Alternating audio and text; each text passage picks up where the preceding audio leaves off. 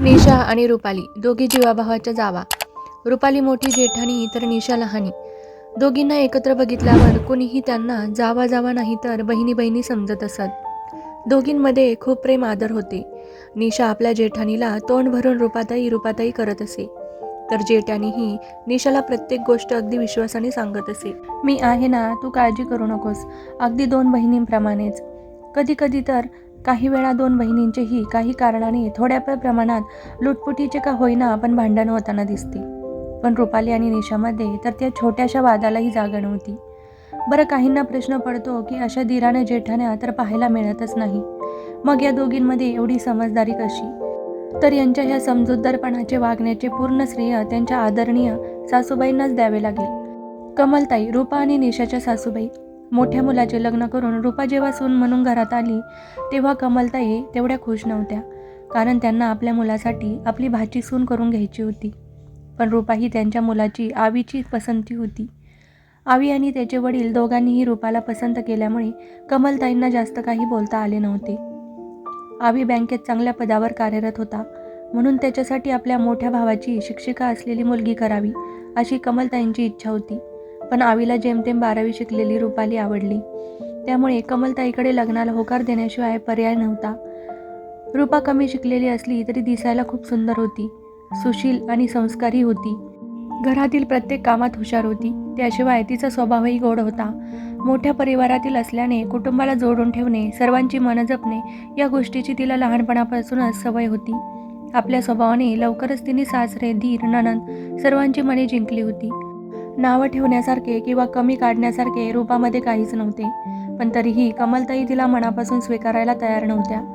रूपा आपल्या परीने सर्व प्रयत्न करत होती सासूच्या मनात जागा मिळवण्यासाठी, पण कमलताई रूपाचा अपमान करण्याची एकही संधी सोडत नसत. पदोपदी तिच्या कमी शिक्षणाची गोष्ट पुढे करून तिचा पाणउतारा करत असत. एका वर्षानंतर आवी आणि रूपाला एक गोंडस मुलगी झाली.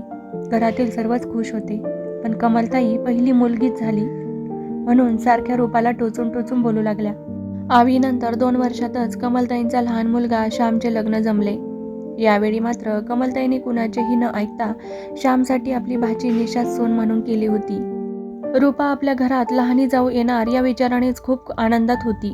निशाचा गृहप्रवेश तिने अगदी धुमधडाक्यात केला होता आणि तेव्हाच तिने निशाला सांगितले होते, निशा, तुझा गृहप्रवेश झाला की तुला घरातील सर्वजण काही ना काही भेट देतील, पण मी नाही देणार, कारण मी तुला फक्त शब्द देईल, या घरात तुला कधीही कुठल्याही गोष्टीचा त्रास होणार नाही आणि काहीही अडचण असली तर तू मला सांगू शकतेस. मला तुझी जाऊ नाही तर बहीण समज, एवढंच सांगेल मी तुला. कमलताई मध्येच बोलल्या, निशाला या घरात त्रास होईल हे सांगणारी तू कोण? अजून मी जिवंत आहे, तिची आत्या, आणि हे निशाचं सासर नाही, माहेर आहे. तिला पटेल तशी ती राहील. तू तिला काहीही सांगण्याची गरज नाही. तेवढी ती हुशार आहे, शिक्षिका आहे, तुझ्यासारखी 12वी शिकलेली नाही. नेहमीप्रमाणे रूपाने यावेळी सासूच्या बोलण्याकडे दुर्लक्ष केले. निशाला मात्र कमलताईचे बोलणे पटले नाही. रूपा जेवढी आपलेपणाने वागत होती तेवढ्याच कमलताई तिरसटसारख्या वागत होत्या, हे तिच्या लक्षात येत होते. कमलताईंनी आता घरात नवीन राजकारण खेळायला सुरुवात केली. निशासमोर रूपाला कमी लेखायचे आणि या गोष्टीचे वाईट वाटून रूपा त्यांना काहीतरी बोलेल. शिवाय या तुलनेमुळे निशा आणि रूपात वाद होतील आणि घरातील वातावरण खराब करण्यात रूपाचा कसा हात आहे हे दाखवण्यात कमलताई यशस्वी होतील, असे त्यांना वाटत होते.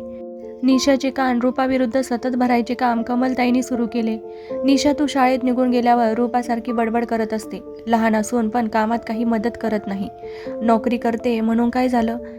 सकाळी तयार होऊन मस्त जाते. मी एकटीनेच मरमर करायची का? निशा पण या घरची सून आहे आणि ती पण लहान. जरा आपली जबाबदारी पार पाडायला नको का तिला? यावरून निशाच्या मनात रूपाविषयी आडी निर्माण झाली. तिला वाटलेही की जाऊन याविषयी रूपाशी बोलावे, पण तिने रूपाशी बोलणेच बंद करून टाकले होते. हे रूपाच्याही लक्षात आले होते. या सगळ्याच्या मागे सासूबाईंचा हात असेल, पण निशाला तसे सांगणे योग्य नाही हे तिला माहीत होते. निशाला समजावणेही गरजेचे होते.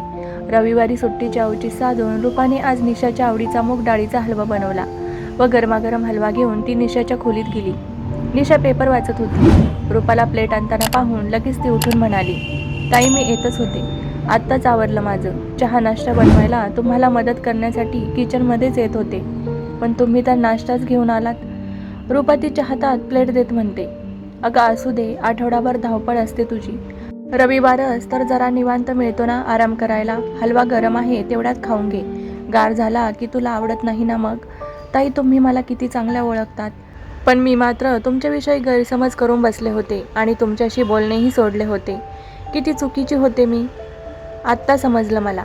माफ करा ताई मला. रूपा निशाच्या डोक्यावरून मायेने हात फिरवत म्हणाली, तुला मी आधीही सांगितले होते आणि आजही सांगते. तुला काही अडचण असेल, माझ्याविषयी राग असेल, तू माझ्याशी सर्व काही बोलू शकतेस. आपल्या मोठ्या बहिणीप्रमाणे. मला बहीण नाही. तू या घरात आली तेव्हा माझी लहान बहीण आली असं मला वाटलं.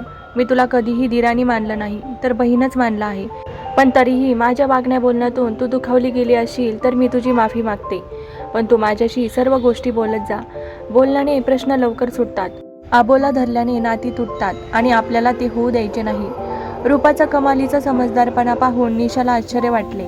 ती आपल्या पतीशी श्यामशी जेव्हा या सगळ्याविषयी बोलली तेव्हा तिला समजले की सासूबाईंना आधीपासूनच रूपा आवडत नाही, म्हणून त्या तिच्याविषयी असे बोलतात आणि वागतात.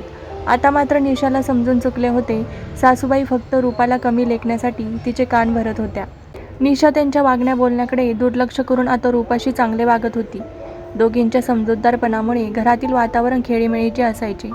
रूपा आपली घरातील जबाबदारी पहिल्यासारखीच पार पाडत असे. निशाही आपले काम सांभाळून जेवढं होईल तेवढी मदत रूपाला करत असे. कुठलेही हेवेदेवे नव्हते की रुसवे फुगवे नव्हते. कमलताई रूपाला विनाकारण काही बोलल्या तर निशा रूपाच्या बाजूने बोलत असे. अशा प्रकारे जशी जशी वर्ष सरत होती तसे तसे दोघींचे नाते अधिक समृद्ध होत होते. मानाने मोठी आहे म्हणून अडून न बसता रूपाच्या समजूतदारपणे घेतलेल्या एका माघारीमुळे दोन्ही जावा जावा बहिणी बनल्या होत्या. तर मित्रांनो, आशा करते की तुम्हाला ही कथा आवडली असेल.